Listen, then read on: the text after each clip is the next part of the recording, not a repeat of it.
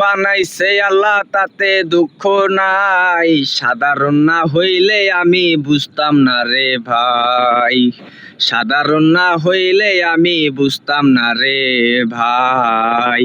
কষ্ট কি জিনিস বাইরে বুঝি সাধারণ হইয়া, যদি থাকতো বাপের আমার ধন সম্পদ বাইয়া, বাপের ধন সম্পদ পাইয়া করতাম মারামারি, জায়গায় জায়গায় করতাম গুনাহ এই আমি, সাধারণ হওয়ার পরে ওডি করি না, দিনের পর কষ্ট কইরা যাই শুধু ভাই।